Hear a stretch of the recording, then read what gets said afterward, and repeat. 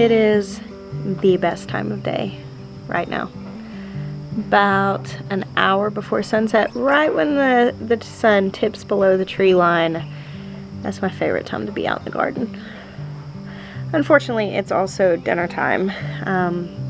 And in the past, I have had a really hard time getting dinner on the table before this time of day, so usually we end up eating really late, but that's something that I'm trying to change right now, so that I can be out here working whenever it's cool enough to actually be able to stand it. The pavilion is almost done, minus the tin on top. We're gonna put tin on the roof up here, but look, the weather vane is there. And it looks really awesome. I'm actually looking for the perfect table. I've already got some chairs my friend Lauren is giving me, and I've seen a few like outdoor rugs here and there, but I'm gonna start collecting things for this space, and I have big plans of dinners in the garden, just on a regular basis with my family, but also hosting dinners over here. I think it's gonna be really awesome. I showed this in the garden tour, but we have baby tomatoes. Lots of them actually. Hey Gary. Would you like some attention, sir? Would you like some attention? I love having garden cats. They're so fun. You'll notice Gary has been doing a lot of the photo bombing lately. Kitten George just hasn't been a spry self since he hurt his leg. He comes around a little bit, but mostly he prefers to take his snuggles on the back porch and in the goat barn. He's been hanging out with the goats a lot, so he often breaks in the mornings when we're milking, but he hasn't been hanging out in the garden. I wonder if something happened. I wonder if he sustained his leg injury in the garden and that's why he's not coming down here. It's kind of heartbreaking actually. What's up, dude? What's up? What are you doing? Holding Gary. Oh, Gary said, my love. Look at all these beans coming up. Be a nice long line of them. All the way down. Oh, hey. What's up, dude?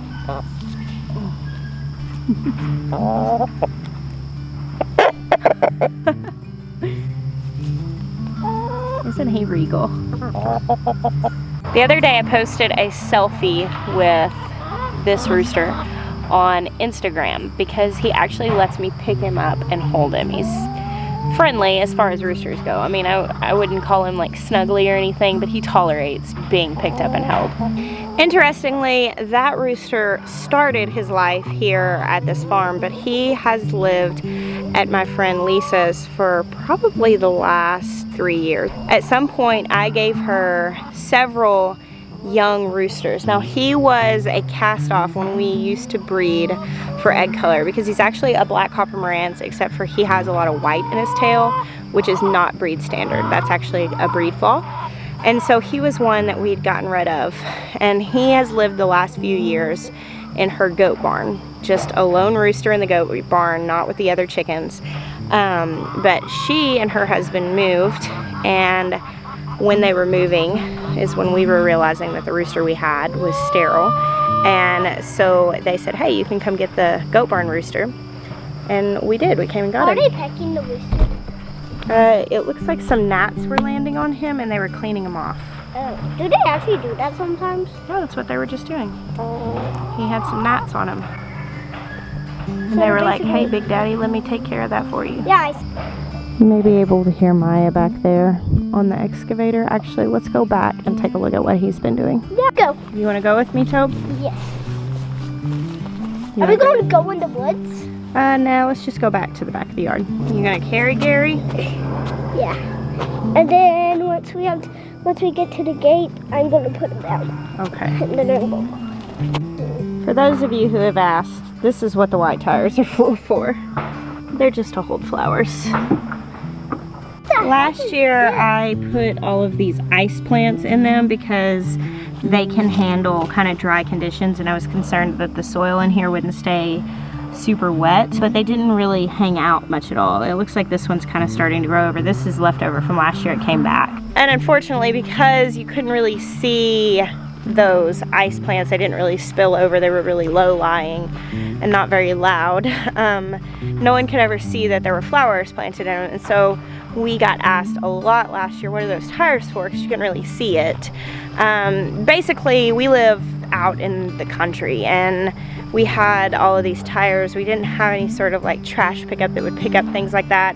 And you know, our thought was, well, we'll just do something with them, keep them out of the landfill, give them a little bit of extra life. And we drilled holes in the bottom of them and just painted them so they would be brighter and hung them up on the fence. Yes, it's a little bit redneck, but then again, so are we.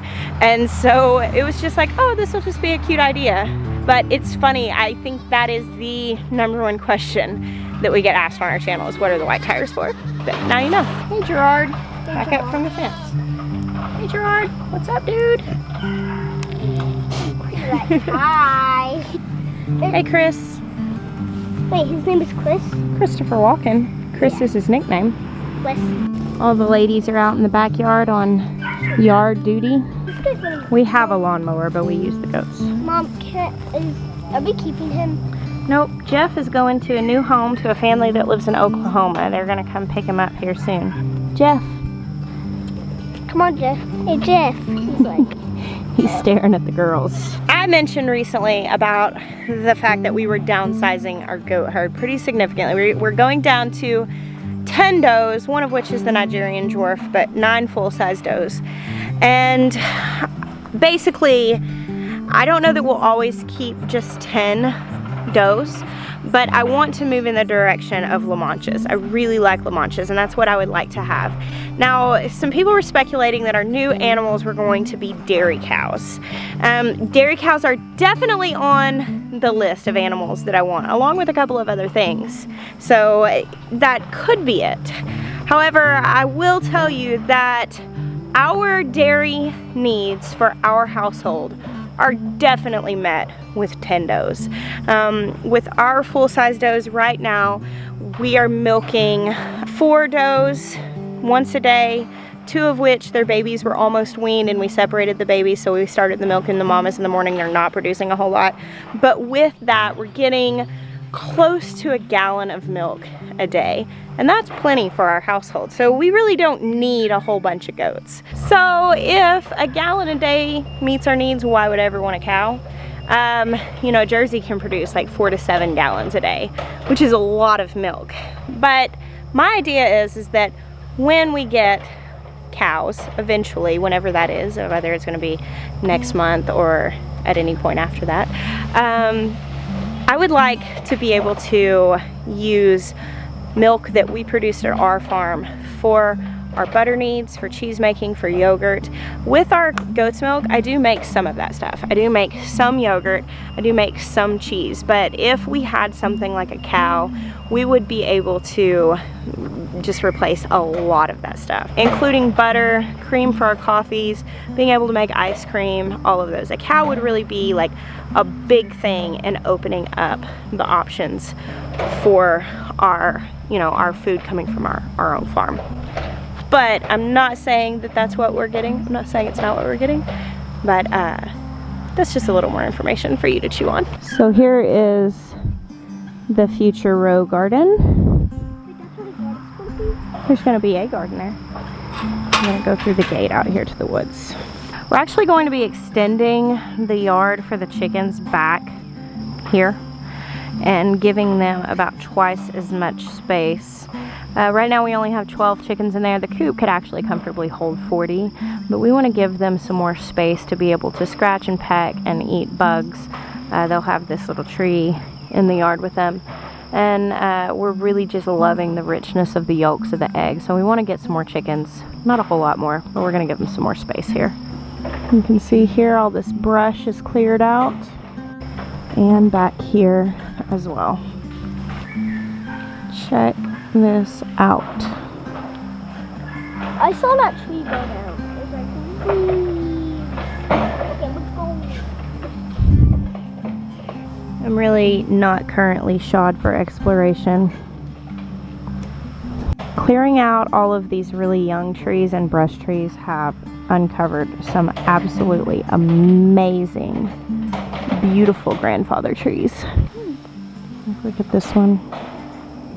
We're actually taking all of this cedar to be milled so we can keep that.